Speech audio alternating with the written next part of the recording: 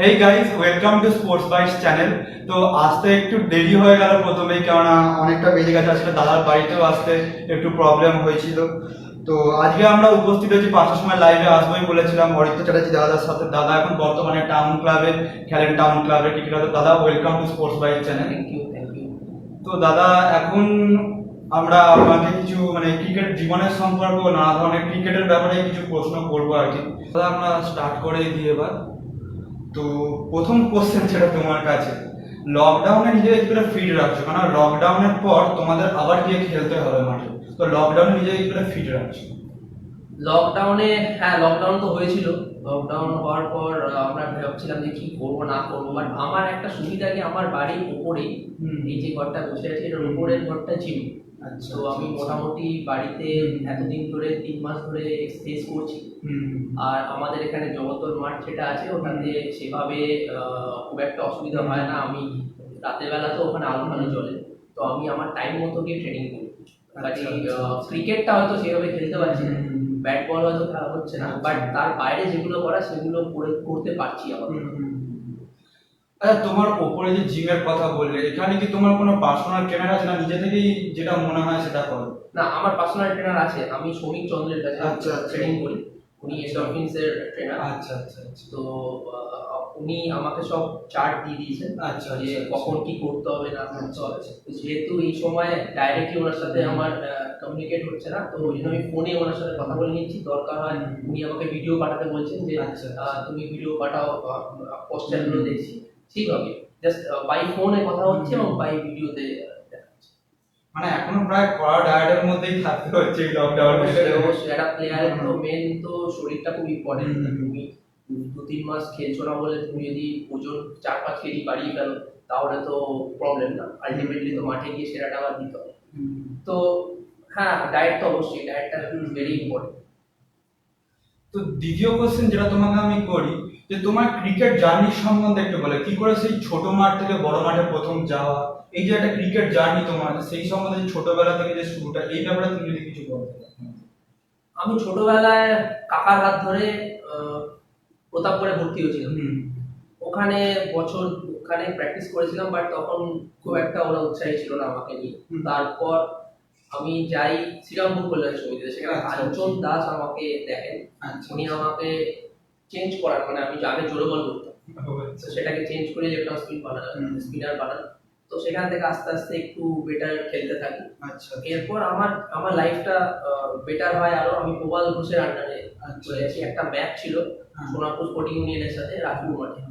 সেই ম্যাচটায় আমি ওদের এগেনস্টে 3 উইকেট পেয়েছিলাম এবং খুব ভালো বোলিং করেছিলাম। তো প্রবাল স্যার কি ছিলেন, প্রবাল ঘোষ উনি বাংলার রঞ্জি ট্রফি ক্রিকেটার। ওনার হাত থেকে অনেক বড় প্লেয়ার বেরিয়েছেন এবং উনি নিজেও খুব বড় ক্রিকেটার ছিলেন। উনি আমাকে সেই ম্যাচে আমাকে দেখে ওনার পছন্দ হয়। তো উনি আমাকে বলেন যে তুমি আমার কাছে প্র্যাকটিস করতে হবে। তো আমি তখন পেলাম কোনো একজন কোচকে, প্রফেশনাল কোচ, যে প্লেয়ার বানাতে জানে। ক্রিকেট শেখানো আর তাকে প্লেয়ার বানানো, এই দুটোর মধ্যে অনেক তফাৎ আছে। প্রবাল ঘোষ সেটা করেছিলেন। উনি আমাকে নিজের আন্ডারে রেখে, এবং অবশ্যই তখন ওই সময় কি হতো, আমাদের এখনকার কোচিং আর তখনকার কোচিং অনেক তফাৎ ছিল। তখন কি হতো, স্যার কি করতেন, সাউথেরই 10টা-15টা ভালো ভালো ছেলেকে বিভিন্ন ক্লাব থেকে তুলে এনে আলাদা করে প্র্যাকটিস করা হয়েছে। এবং সেই প্র্যাকটিসটা তো শক্তি সংগ্রহ ক্লাব, এটা গড়িয়াতে, যেটা এখন বন্ধ হয়ে গেছে। যাই হোক, তো আমরা 10-12 জন ক্রিম প্লেয়ার সাউথে, যারা উদীয়মান প্লেয়ার বা যারা ভালো খেলছে, এরকম প্লেয়ারদেরকে স্যার একসাথে প্র্যাকটিস করেন। তো সেখানে আমি অনেক উপকৃত হয়েছি এবং স্যার বেসিক্যালি আমাকে শিখিয়েছিলেন যে কিভাবে খেলতে হবে, কিভাবে ব্যাটিং টেকনিক বা বোলিং এর কিরকম ভাবে বল করলে কি কি হবে। অবশ্যই অবশ্যই অবশ্যই স্যার কিভাবে বোলিং করলে বেটার হবে, ব্যাটিং অবশ্যই কম দেখাতেন। কেন কি স্যারের মাথায় ছিল সবসময় যে দুটো কাজ একসাথে অতটা করার দরকার নেই, তুমি যদি ভালো বল করতে পারো তুমি টিমে এমনি জায়গা হবে। তো এটা অবশ্যই একটা ইম্পর্টেন্ট ব্যাপার স্যারের আন্ডারে খেলে বড় হয়েছে। এবং আরেকটা বড় কথা যেটা না বললেই না, স্যার যেটা করতেন সেটা হচ্ছে আমাদেরকে প্রত্যেক শনি রবি আমাদেরকে ম্যাচ খেলাতেন। এবং তুমি ম্যাচ ফিটনেস আর কি, ম্যাচ ফিটনেস যেটা যেটা ক্রিকেটে আজকে বম্বে বা দিল্লির ছেলেদের সাথে বেঙ্গলের ছেলেদের অ্যাজ এ ক্রিকেটার তাদের তফাৎ নেই, কিন্তু আমরা অনেক কম ম্যাচ পাই। যেটা বম্বে বা দিল্লির ছেলেরা ডে অ্যান্ড ডে ওরা ম্যাচ খেলে বেড়ায়। এই জিনিসটা স্যার জানতেন এবং উনি আমাদেরকে বলতেন নেট একদিন নেটের থেকে মানে 15 দিন নেটের থেকে একটা ম্যাচ খেলা হবে। স্যার আমাদেরকে প্রত্যেক 16ই ম্যাচ খেলাতেন। হ্যাঁ অবশ্যই, কেননা নেট সেশন আর একটা মানে কি বলবো মাঠের পিচে গিয়ে বল ফেস করা বা বল করা অনেকটাই তফাৎ বলে আমার মনে হয়। অবশ্যই অবশ্যই এটাই তো মেইন ব্যাপার না যে তুমি নেটে বুঝতে পারছো না, নেটে আমাদের চারদিক বন্ধ থাকে, একটা আইডিয়া হচ্ছে যে আমি 4 মেরে দিলাম বা 6 মেরে দিলাম বলটা ভালো। ম্যাচটা আলাদা ব্যাপার, একটা ম্যাচ প্লেয়ার আর নেট প্লেয়ার অনেক তফাৎ। সেটা আমাদের মধ্যে স্যার এনেছিলেন। অনেক ভালো ভালো প্লেয়ার তখন ছিল সাউথের, যারা রঞ্জি ট্রফি ক্রিকেটার, তখন কারেন্ট ট্রফি খেলছে, তারা প্র্যাকটিস করতো, সুবিধা হচ্ছে। এবার একটা ফ্যামিলির দিকে আসি, ছোটবেলা থেকে এই ক্রিকেট খেলা থেকে ফ্যামিলির সাপোর্টটা পেছন থেকে পেয়েছিলে? অবশ্যই অবশ্যই আমার ফ্যামিলি সেইভাবে কেউ কোনোদিন খেলাধুলার সাথে যুক্ত ছিল না, কিন্তু আমার কাকা উনি খুব ভালো ফুটবলার ছিলেন। লোকাল হরিনাবি কাজপুর অঞ্চলে আমার কাকার খুব নাম ছিল ফুটবল। আমার বাবাও লোকাল লেভেলে ক্যাম্পিসে অনেক ম্যাচ খেলতেন, মানে অ্যাজ এ ক্রিকেটার বাবারও নাম ছিল, কিন্তু প্রফেশনালি তারা কখনো খেলেনি। আমি যবে থেকে খেলা শুরু করেছি তবে থেকে আমার ফ্যামিলির প্রত্যেকে আমাকে হেল্প করেছে। সে আমার বাবা মা হোক, সে আমার কাকা কাকিমা হোক, সে আমার মেজো কাকা মেজো কাকিমা হোক, সবাই করেছে। আমার মা এরকম হয়েছে ভোর 4টের সময় আমি বেরিয়েছি, মা উঠে খাবার দাবার রেডি করে দিয়েছে, এটা বিরাট ব্যাপার। তো আমার মনে হয় একটা প্লেয়ার হতে গেলে সে কত বড় প্লেয়ার সেটা ইম্পর্টেন্ট ব্যাপার, তাকে ফ্যামিলি সাপোর্ট না থাকলে সম্ভব না। অনেকটাই অবস্থা। এবার যেটা জিজ্ঞেস করি, তুমি কি ইউনিভার্সিটি লেভেলে খেলেছিলে? আমরা শুনি তুমি অস্ট্রেলিয়ায় গিয়ে তো খেলেছিলে ইউনিভার্সিটি হয়ে, তো এই ব্যাপারটা যদি আমাদের কিছু বলো। হ্যাঁ, আমার ইউনিভার্সিটি ক্রিকেটের লাইফ যদি বলো, আমি দুটো ইউনিভার্সিটিতে খেলেছি। তো একটা হচ্ছে Calcutta university. Calcutta university obviously আমি হেরম্বচন্দ্রের ছাত্র ছিলাম। তো ওই সময় ক্যালকাটা ইউনিভার্সিটি অসাধারণ টিম ছিল। তো সেই সময় আমার ভাগ্যবান, আমি চান্স পেয়েছিলাম এবং আমি খেললাম। আমি 2 বছর ইউনিভার্সিটি ক্রিকেট খেলি, সেখানে থার্ডও হয়েছিলাম একটা অল ইন্ডিয়া টুর্নামেন্টের এরিয়াতে। এবং লাস্ট ইয়ার আমার ইউনিভার্সিটি লাইফের লাস্ট ইয়ার আমাদের অস্ট্রেলিয়া যাওয়ার সুযোগ হয়েছিল। সেখানে ইন্ডিয়ান টিম এশিয়ান গেমস বলে একটা গেমস হতো, গেমস হচ্ছিল ওই সময়। এটাতে খালি ক্রিকেট না, সব খেলাই আছে, বাট খেলাগুলো হচ্ছিল। আমরা সেখানে সুযোগ পেয়েছিলাম খেলতে যাওয়ার 2008-9। ওই ওই ট্যুরটা আমার লাইফ চেঞ্জ কতটা করেছে জানি না, বাট অ্যাজ এ ক্রিকেটার আমাকে আরো গ্রো করতে সাহায্য করেছে।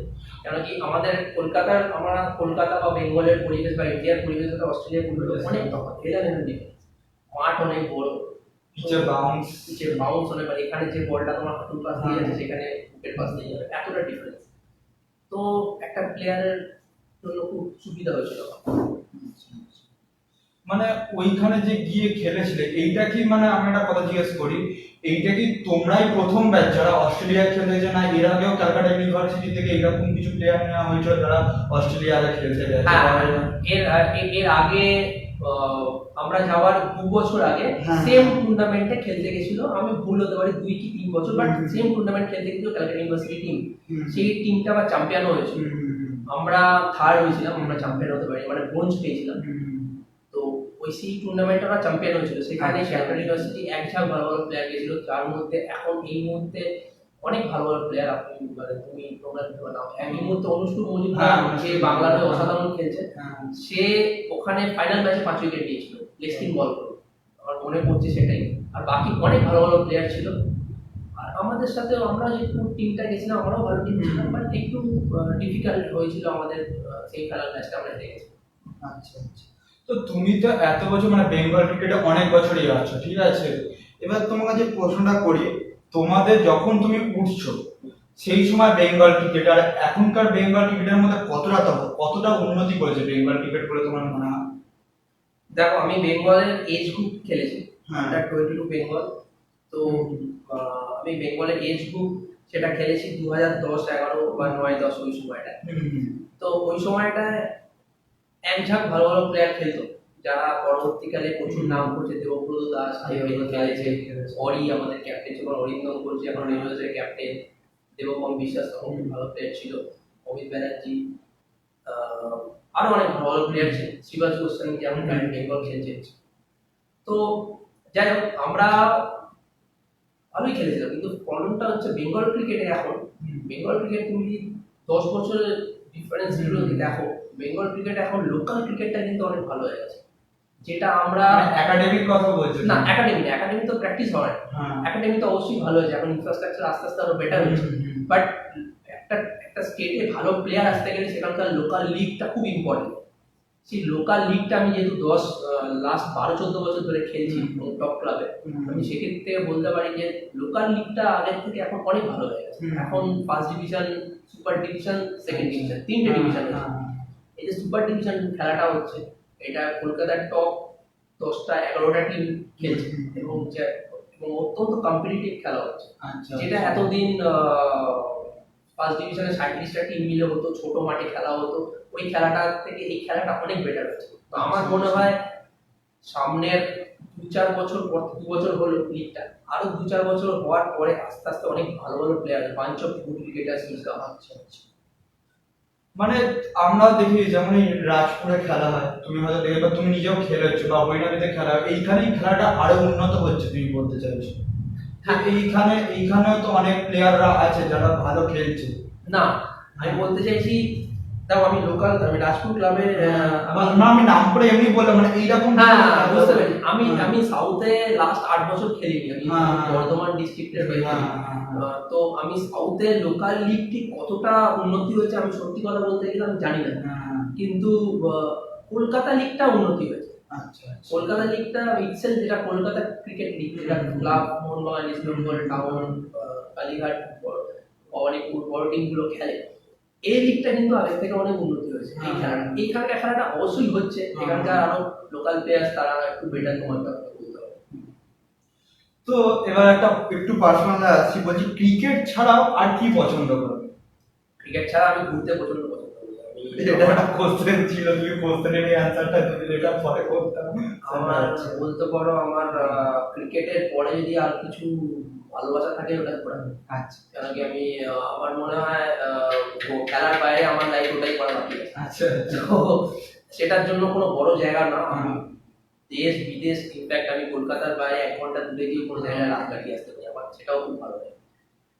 মানে এটা কি বাইক রাইডিং এ বা এরকম কিছু এক্সপেরিয়েন্স করার ইচ্ছে থাকে, নাকি এমনি মনে হয় যে প্লেন, মানে বাইরে গেলে তো অবশ্যই প্লেন ট্রেন লাগে, মানে এইরকম কিছু? না, আমি বাইক নিয়ে যাই না, আমি গাড়ি নিয়ে যাই। আচ্ছা, আচ্ছা।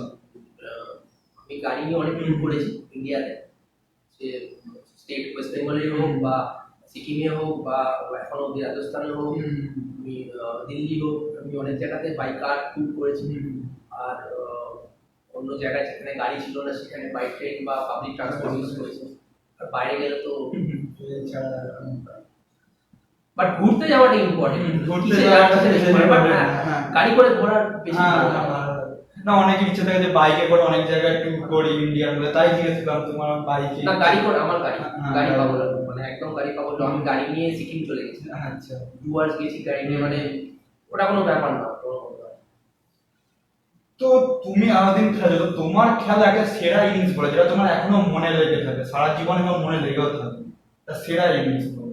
বা ইনিংস বলতে গেলে তুমি বলতে পারো তোমার বোলিং এর দিক থেকেও বলতে পারো যে হাইয়েস্ট উইকেট টেকার হয়েছিল বা খুব ভালো খেলেছিল সেই ম্যাচটা। ওকে, আমি একটা ম্যাচ মনে পড়ছে, আন্ডার 22, আমি তখন বাংলায় হয়ে খেলছিলাম। তো আমাদের সাথে ছিল আসামে। আচ্ছা, তো আমরা জেইউতে খেলা হচ্ছিল, ওরা 250 রান করে জিততো 4th ইনিংস, ওরা ব্যাটিং করছিল। একটা টাইমে ওদের 74 নো লস ছিল উইদিন 15-16 ওভার্স।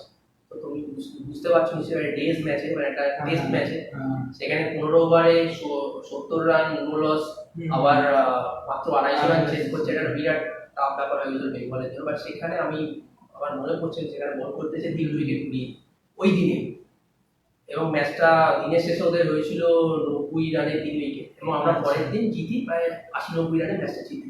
আমার এটা খুব ফেভারিট বোলিং পারফরমেন্স ছিল। আচ্ছা, আমার আরেকটা বোলিং যদি বললো, হ্যাঁ, ইস্ট বেঙ্গলের এগেনস্টে ভবানীপুরের হয়ে লিগ ফাইনালে 5 উইকেট, সেটা আমার একটা বিরাট খুব তৃপ্তিময় অভিজ্ঞতা বলতে পারো। আমরা ট্রফি পেয়েছিলাম, লিগ পেয়েছিলাম।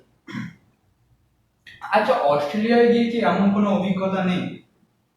অস্ট্রেলিয়ায় 7টা ম্যাচ খেলেছিলাম, 9টা উইকেট পেয়েছিলাম। ওখানে হয়েছিল টি20 খেলা ছিল, তো টি20 তো অবশ্যই বোলিং তো আসে না, বাট একটা ম্যাচে 3 উইকেট পেয়েছিলাম, আমার মনে আছে।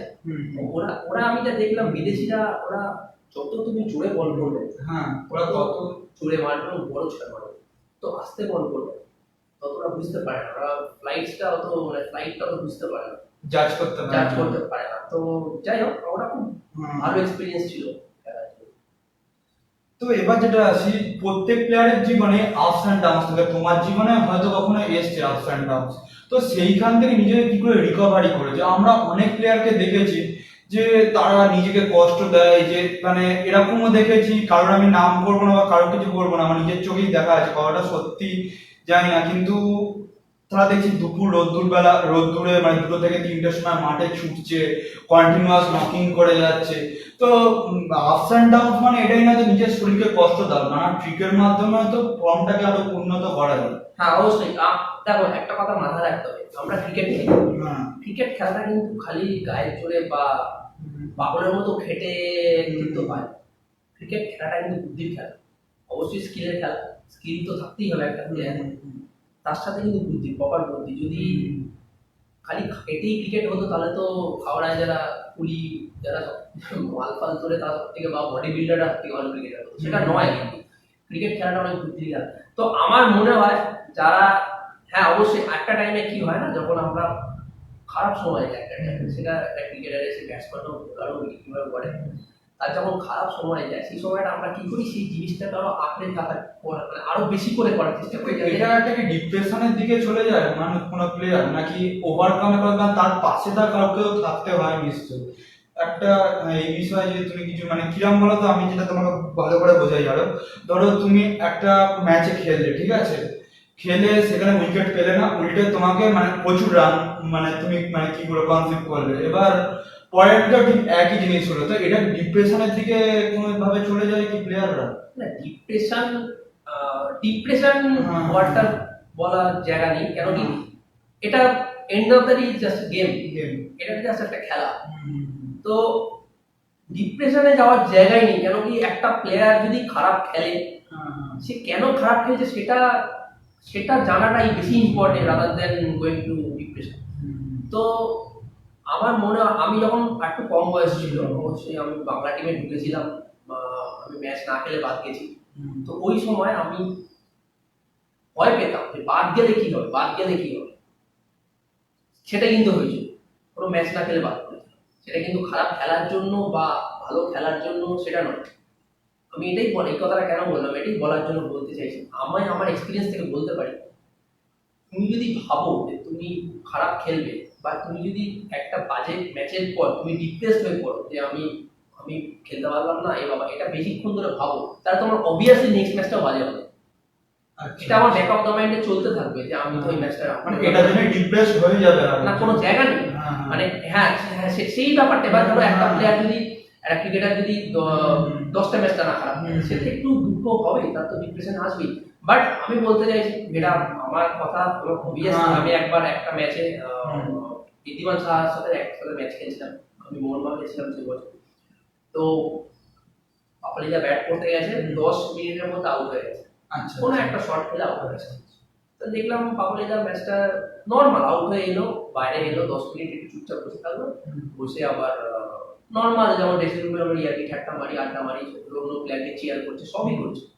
তো আমি ওই সময় এরকম করতাম না, আমি খারাপ খেললে দুঃখে চলে যেতাম, তুমি এটা বলছো।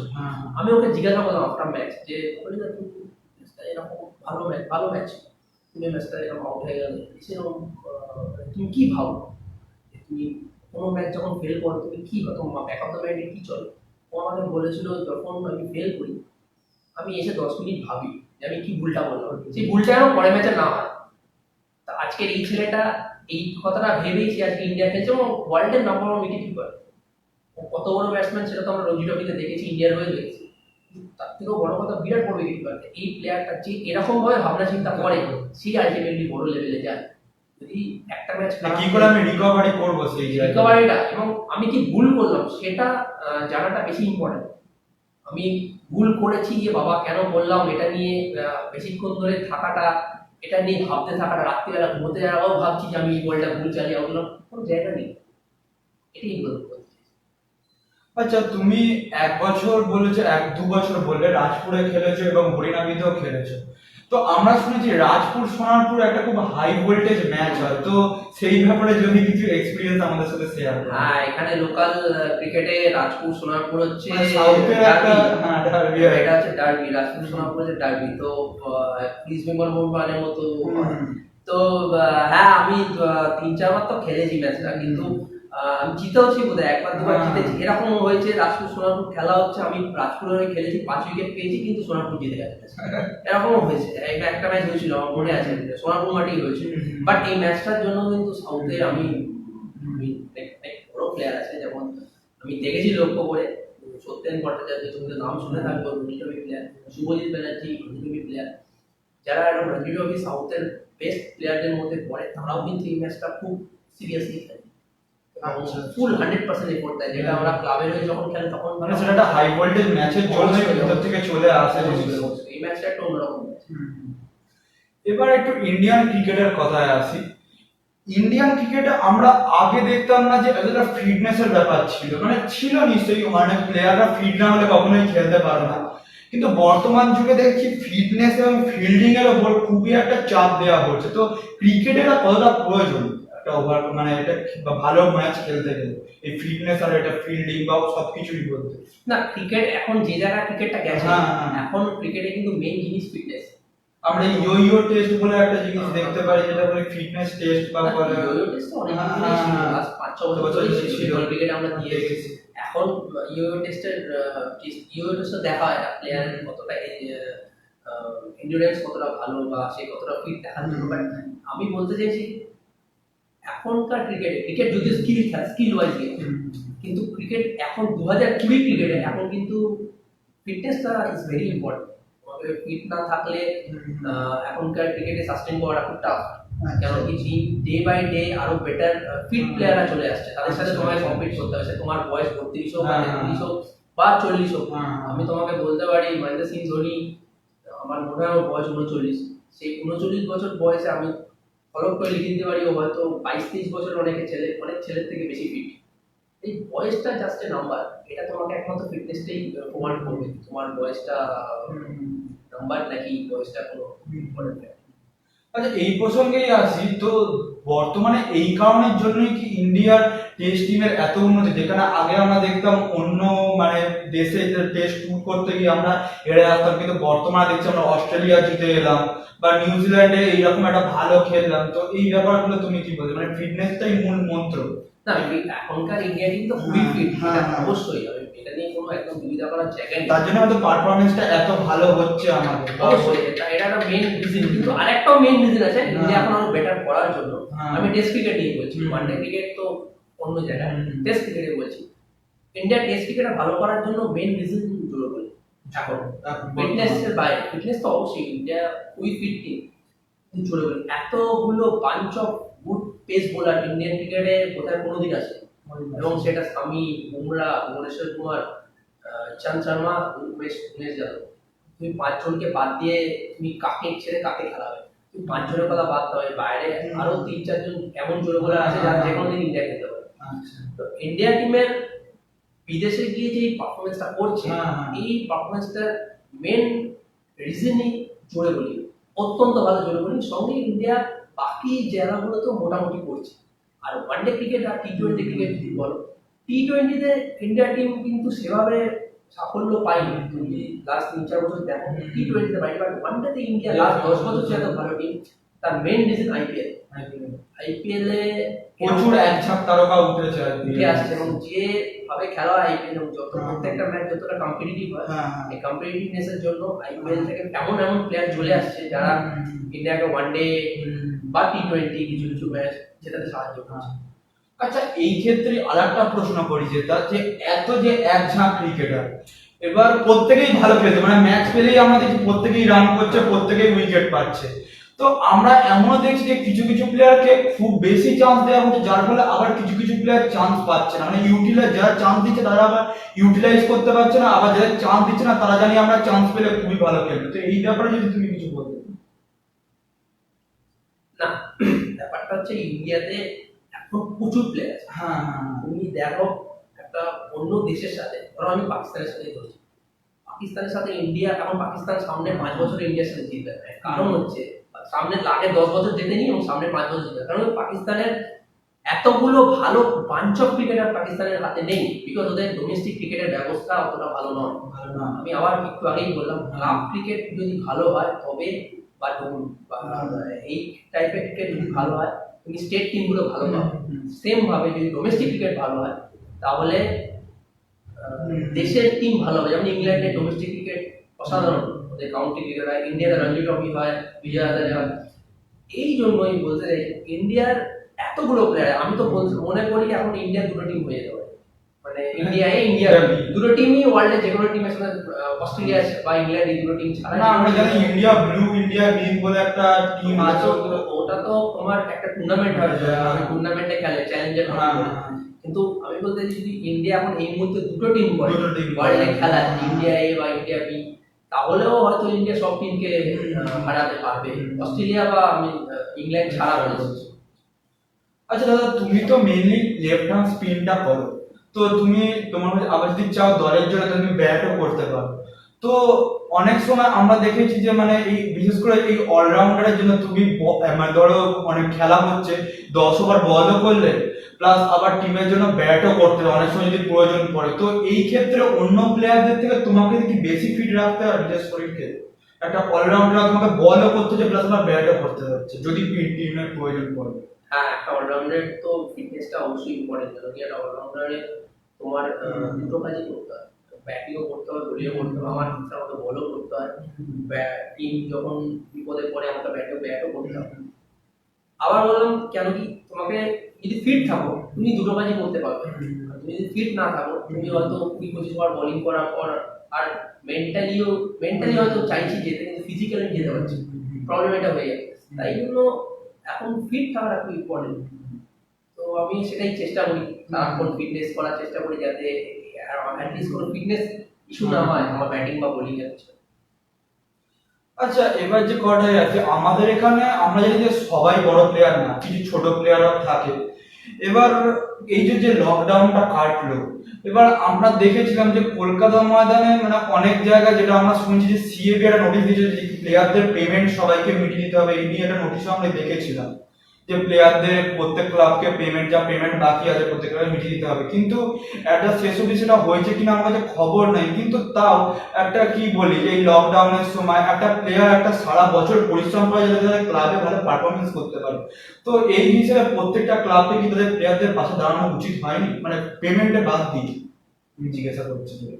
হ্যাঁ, এখন কলকাতায় এখন সিবি এরকম কোনো রুল করেছে কিনা আমি জানি না, যদি করে থাকে খুব ভালো, কেন কি অনেক প্লেয়ারই আছে যারা চাকরি বাকরি পায়, যারা এই খেলে যে টাকাটা পায় সেটা দিয়ে তার সংসার চলে বা তার জীবন চলে। তো আমি সেদিক থেকে বলতে পারি অবশ্যই ক্লাবগুলো তো পাশে দাঁড়ানো উচিত। এক একটা ক্রিকেটার যদি আলটিমেটলি টাকাটা না পায় তাহলে তার চলবে কি করে? যারা মানে এর ফলে অনেকে মানে এটা আমি চাই হোক না, অনেকে শুনেছি যে খেলার চিন্তা ভাবনা পর্যন্ত পারিবারিক চাপে মানে এতটাই যে চাপ তাদের খেলার চিন্তাও তারা অনেকে মানে কি বলবো মানে কষ্ট হয় বলতে যে তারা মুছে দিচ্ছে আর না করে। হ্যাঁ, একটা টাইমের পর দেখো, একটা টাইমের পর যদি চাকরি না পাওয়া যায় বা সেইভাবে স্টেট না খেলা যায়, মানে বাংলার হয়ে না খেলা যায় বা অন্য স্টেটের হয়ে না খেলা যায়, আইপিএল না খেলা যায়, তাহলে তো there is no point to play cricket. তো এটাই বলতে চাইছি, অনেক সময় অনেক প্লেয়ারকে এটা এই ডিসিশনটা নিতে বাধ্য করে একটা টাইমের পর যে সে খেলবে না ক্রিকেট। বাট একটা কথা তো সত্যি, শুধু তুমি ক্লাব ক্রিকেট খেলে তোমার লাইফ চালাতে পারবে না, তুমি যত ভালো প্লেয়ারই হও না, মানে হয়তো চলবে, সে হয়তো খুব ভালো প্লেয়ার যদি হয় চলবে, বাট সেইভাবে চলবে না। টাফ একটা খালি ক্লাব ক্রিকেটারের ক্লাব খেলে টাকা যে টাকাটা পায় সেই টাকাটা পেয়ে জীবন কাটানোটা টাফ। তো আমি তখন সাজেস্ট করবো যাদের বয়স 30+ হয়ে গেছে, যারা এখনো চাকরি পায় বা স্টেট খেলছে না, তাদের 30-এর পর ক্রিকেট খেলুক বাদ দিতে বলছি না, বাট তাদের 30-এর পর আস্তে আস্তে অন্য লাইনে ভাবা উচিত। যেমন কেউ আম্পায়ার হতে পারে, কেউ কোচ হতে পারে, কেউ ট্রেনার হয়ে যেতে পারে, ফিটনেস ট্রেনার, কেউ ভিডিও অ্যানালিসিস হতে পারে, কেউ মানে এরকম ক্রিকেটের সাথে ক্রিকেটে তো এখন অনেক কিছু আছে, মানে অনেক দিকে করা যায়। সেটা একটু মাথায় রেখে দু চারটে ব্যাপার, কেন কি এগুলো আলটিমেটলি 30 বছরের পর তাহলে অনেক কি হয় যে খেলাটা ছেড়ে দেয়। এই সময়টা যদি তারা একটু অন্য জায়গাতেও ভাবে যে আমি আম্পায়ার হবো, আম্পায়ার হয়েও তো একটা ছেলে অনেক ভালো ইনকাম করতে পারে, সেটাই বলতে চাইছি। তো ভাবা উচিত। এবার যে কোশ্চেনটা আসি, তুমি মোহনবাগানের হয়ে খেলেছিলে, তো মোহনবাগানের হয়ে খেলে আমরা দেখি তুমি একটা ট্রফিও জিতেছিলে, সেই ট্রফির সঙ্গে যদি এক্সপিরিয়েন্সটা আমাদের সঙ্গে একটু শেয়ার করো, যে কি আমি এক্সপিরিয়েন্স ছিল যে একটা মোহনবাগানের হয়ে খেলা বা এইগুলো যদি বলো। আমার ওই এই এই হ্যাঁ। ছবিটাতে এই ট্রফিটা এটা ট্রফির নামটা কি ছিল? JC Mukherjee trophy. আচ্ছা আচ্ছা। তো আমার ফার্স্ট ইয়ার ছিল মোহনবাগানে। তখন স্বামীও ছিল এই স্বামী ম্যাচে ছিল, স্বামী ছিল, ঋদ্ধিমান ছিল, আচ্ছা আচ্ছা। শুভময়দা ছিল, পরি ছিল, আচ্ছা, রাজা ছিল, লক্ষ্মীরতন শুক্লা ছিল। এটা দেবব্রত দাস না? এটা দেবব্রত দাস। পিছনে লক্ষ্মীরতন শুক্লা, পিছনে রূপু হ্যাঁ। মানে অনুষ্ঠুপ মজুমদার, আচ্ছা আচ্ছা। সৌরাশিস লাহিড়ী, সঞ্জীব সান্যাল, মানে আমাদের পুরো স্টারটাস টিম ছিল, অসাধারণ টিম ছিল। তো সেই টিমে আমাদের ফাইনাল হয়েছিল, ইস্ট বেঙ্গল মোহনবাগান ফাইনাল ছিল আচ্ছা, T20 ট্রফি। আচ্ছা। খেলাটা হয়েছিল জেইউতে। তো ম্যাচটা আমার পারফরমেন্স খুব ভালো ছিল, ওই জন্য আমার আরো আনন্দ হয়। আমার বরাবরই মোহনবাগান, তো মোহনবাগান সাপোর্টার, তো মোহনবাগান হয়ে খেলাটা একটা অন্যরকম আবেগের ব্যাপার, সেটা হয়েছিল। তো ফাইনালে আমার মনে আছে আমি 3 উইকেট পেয়েছিলাম T20 ম্যাচে, 4 ওভারে 22 রান দিয়ে 3 উইকেট পেয়েছিলাম, যেটা T20 অনুযায়ী খুব ভালো পারফরমেন্স। এবং ইস্ট বেঙ্গল বেশি করতেও পারেনি, ম্যাচটা 160 না 65 মতো করেছে, সেটা আমরা তুলে দিয়েছিলাম। যাই হোক, তো আমার কাছে খুব তৃপ্তি মনে ব্যাপার, অভিজ্ঞতা ছিল T20। আচ্ছা, এবার কি তোমার লাইফের পেছনের দিকে ফিরে যায়, তোমার মাদার ক্লাব হিসেবে কাকে বলবে, মানে যেখান থেকে প্রথম উঠেছে সেই ক্লাবটা? ডাক্তার হিসেবে আমি বলতে পারি পরিণামী। পরিণামী। আচ্ছা, সেইখান থেকে কি ছোটবেলায় কিছু সাহায্য পেয়েছিলে মানে এগিয়ে যাওয়ার জন্য? হ্যাঁ, আমার লাইফে ফার্স্ট পেমেন্ট নিয়ে খেলি পরিণামী ক্লাবে। আচ্ছা আচ্ছা। তো মনে আছে তখন 200 টাকা নিয়ে খেলা শুরু করেছিলাম, ফার্স্ট লাইফে ফার্স্ট পেমেন্ট 200 টাকা। তো সেখান থেকে শুরু করি।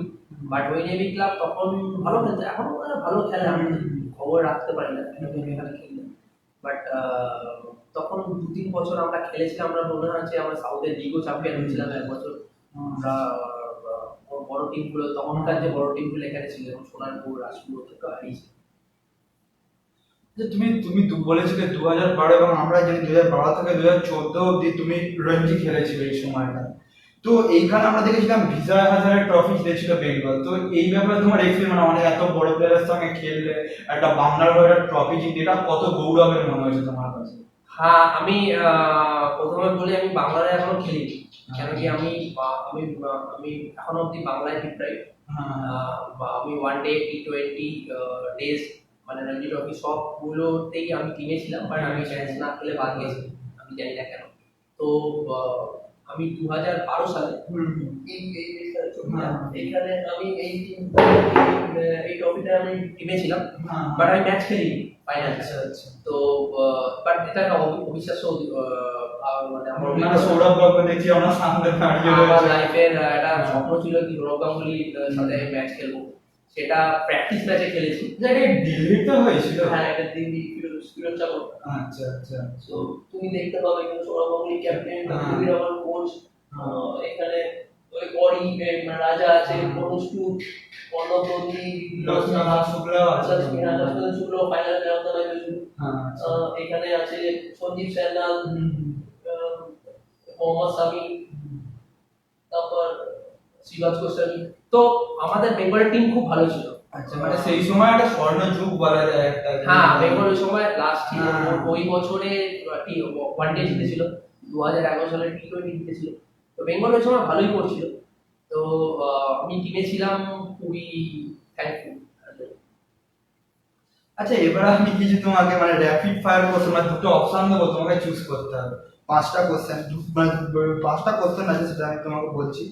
MS ধোনি না সৌরভ গাঙ্গুলি? শেনওয়ান না মুরলীধর?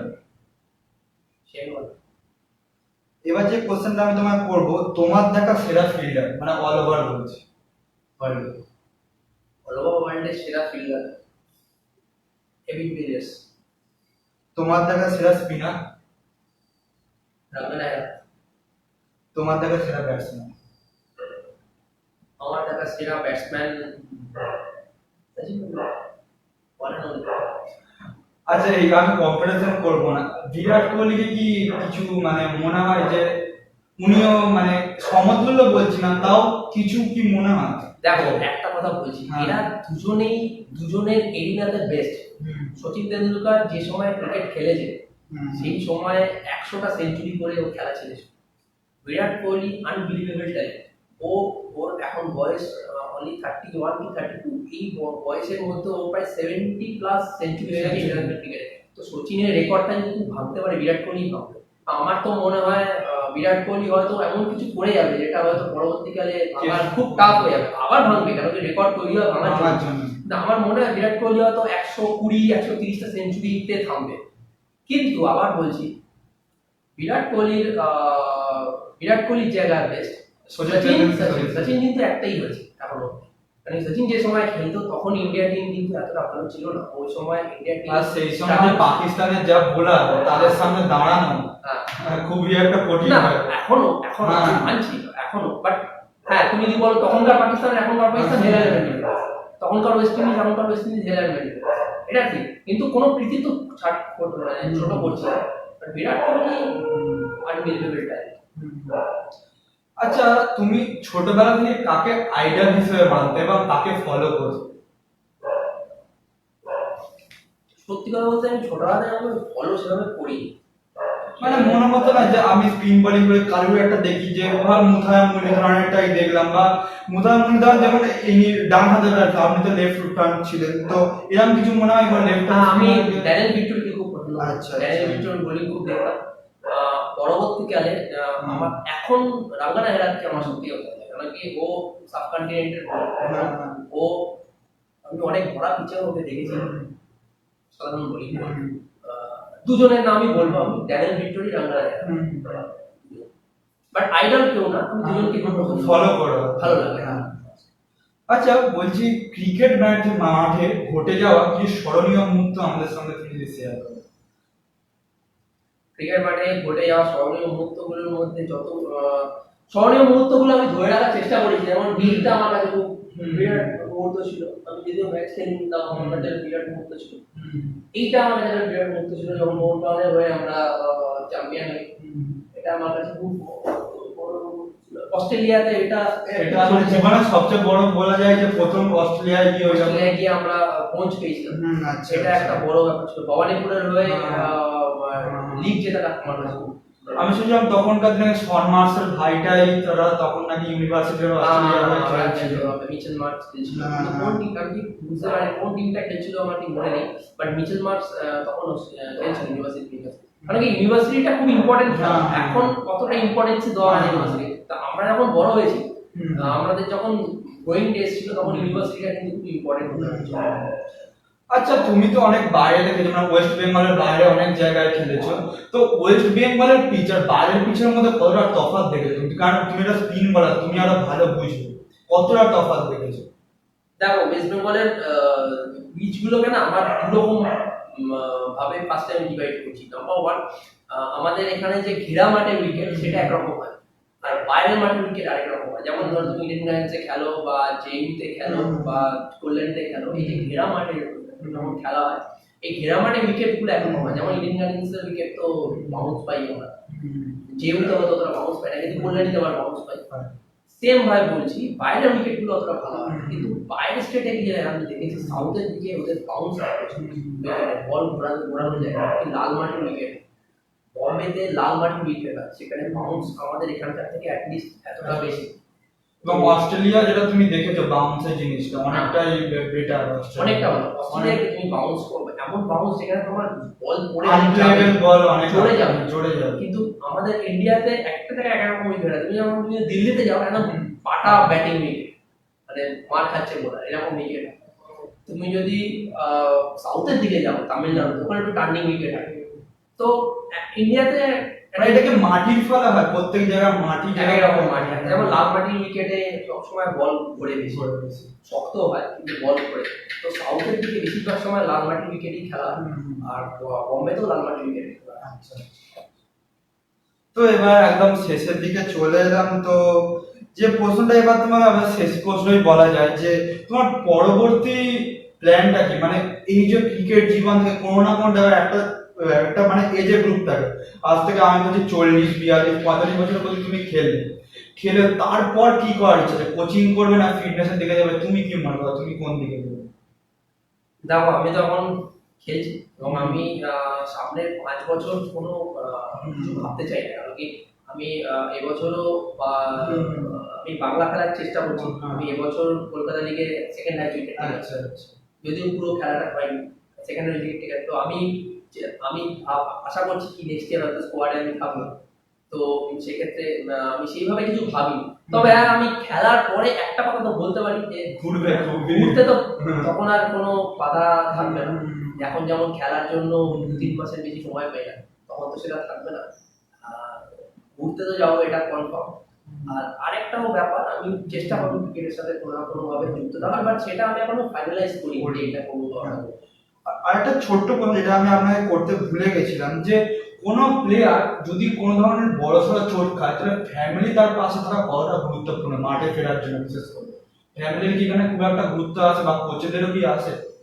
অবশ্যই দেখো, আমার আমার মনে হয় প্লেয়াররা চোট খেলে ফ্যামিলি তার পাশে থাকবে, কেন ফ্যামিলি তার নিজের। হ্যাঁ হ্যাঁ হ্যাঁ। প্লেয়াররা চোট পেলে কিন্তু সব থেকে বেশি ইম্পর্টেন্ট সেটা হচ্ছে তার কোচও নিশ্চয়ই তাকে ঠিক করার চেষ্টা করবে, বাট সব থেকে যেটা ইম্পর্টেন্ট সেটা হচ্ছে তার ক্লাব বা তার স্টেটের পাশে থাকা।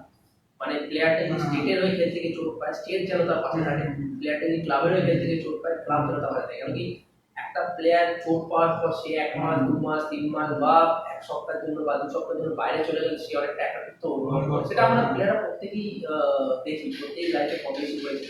সেই সময়টা কিন্তু আমি যার হয়ে খেলছি বা সেই প্লেয়ারটা যার হয়ে খেলছে, সেই সংস্থাটা কিন্তু তার পাশে থাকাটা খুব ইম্পর্টেন্ট। আচ্ছা সেটা যদি না হয় তাহলে কিন্তু সেই প্লেয়ারটা খারাপ হতে পারে।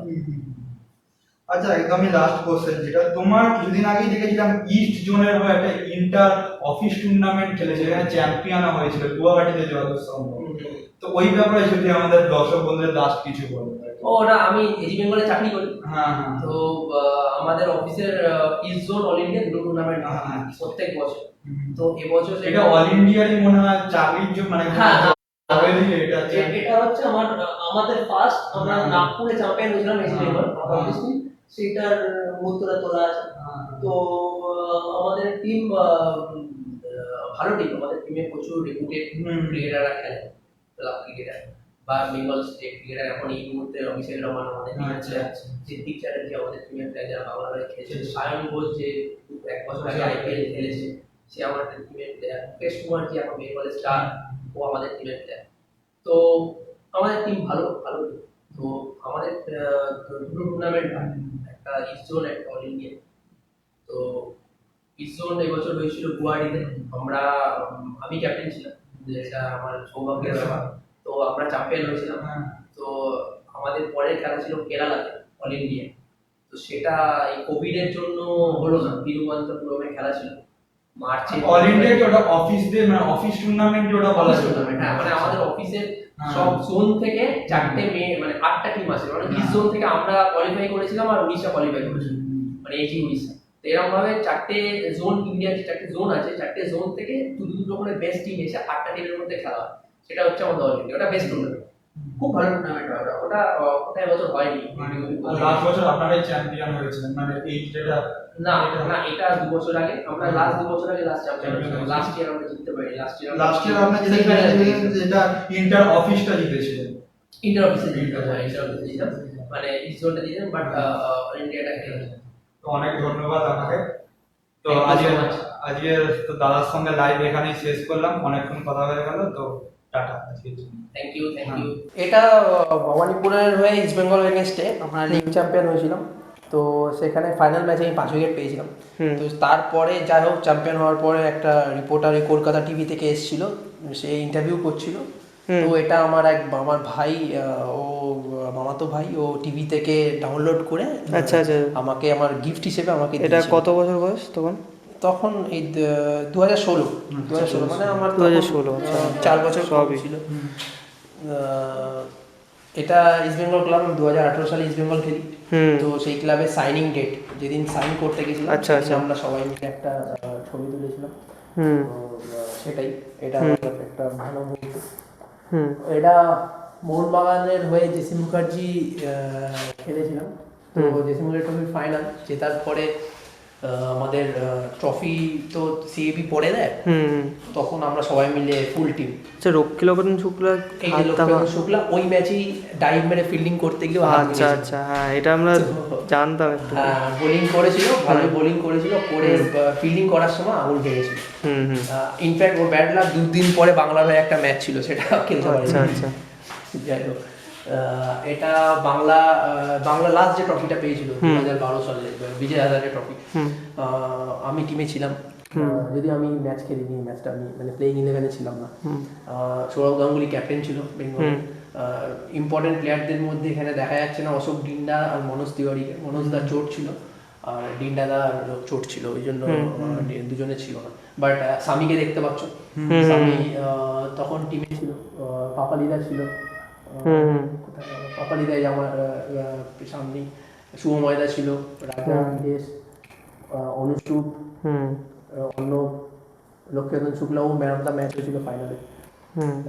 সঞ্জীব সান্যাল, বীর প্রতাপ সিং, শিবাজ গোস্বামী, জয়জিৎ, ডাব্লিউবি রমন কোচ, এখন ইন্ডিয়া লেডিস টিমের কোচ। তো ভালো টিম ছিল আমাদের। এটা আমার অফিসের ফার্স্ট ট্রফি অল ইন্ডিয়া। এটা নাগপুরে আমরা খেলেছিলাম 2016 সালে। এখানে আমরা চ্যাম্পিয়ন হয়েছিলাম, এটা আমাদের ফার্স্ট চ্যাম্পিয়ন ট্রফি।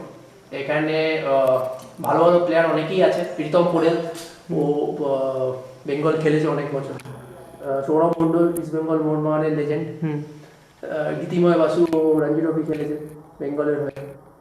আর এখানে উল্লেখযোগ্য প্লেয়ারদের মধ্যে প্রীণান দত্ত, ও অনেক বছর ধরে ভালো ক্লাব ক্রিকেট খেলছে। প্রসেনজিৎ দাস, ও বাংলার হয়ে খেলেছে, রেলওয়েজের হয়ে খেলেছে। আমাদের কোচ ছিল জর্জ দা, উনি ইস্ট বেঙ্গল মোহনবাগানে খেলেছেন একটা সময়। মুনমুন দা আমাদের ম্যানেজার ছিল। এটা অস্ট্রেলিয়ার আমরা গেছিলাম ইন্ডিয়ান এশিয়ান গেমস খেলতে, সেটার থার্ড হয়েছিলাম আমরা, ব্রোঞ্জ। তো লাস্ট জেতার পরে মানে ফাইনাল ব্রোঞ্জ দেওয়ার পরে আমাদের টিমের সবার একটা ছবি হয়েছিল এখানেও। এটা আমার কাছে একটা বিরাট মুহূর্ত। ব্রোঞ্জ, যাই হোক ব্রোঞ্জ পেয়েও ফিরেছিলাম দেশে, এটা একটা অ্যাচিভমেন্ট। এটা